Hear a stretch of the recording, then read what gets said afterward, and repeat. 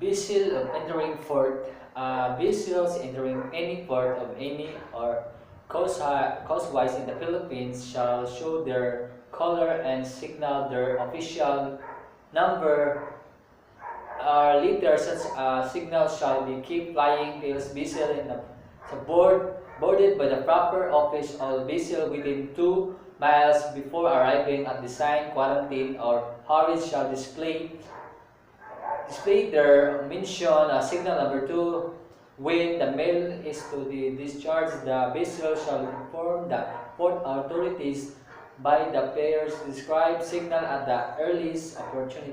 B flag, a signal or a calls at the Philippines port of entry signal will responded to the farm the customs house or a pilot signal tower. The following signals or calls shall be used in all Philippines port of quarantine requirements, dates, illness, or accident involving physical to any person or board vessel in harbor shall be at once reported to the collector of the customs and the quarantine officer.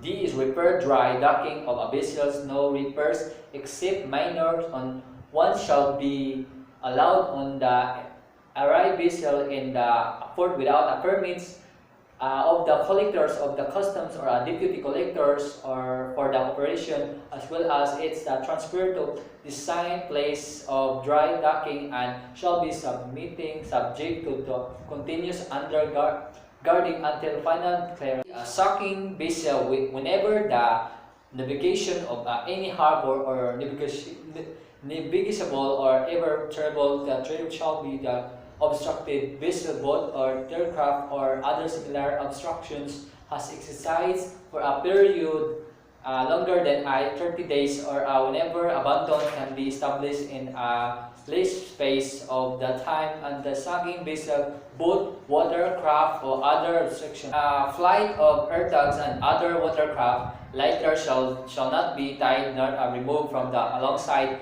a vessel without permissions of the customs inspector on board such a vessel. The policy authority performed by the customs officer have the power to arrest within harbor limits regulation at the person committing crimes or breaches of the space. Such arrest shall be reported without delay to their superior officer.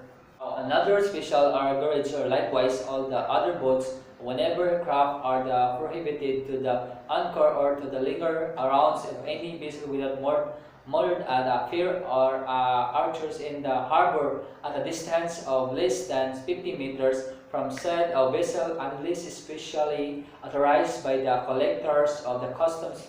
The no empty lighters or the carriage shall lie at the night alongside Philippines government or the fair or alongside vessel moored detour or not shall permitted or carried be attached to such a fair or vessels and able to ropes so attached to unloading proper unloading carriers which be alongside or the fastened to such a fair or vessels.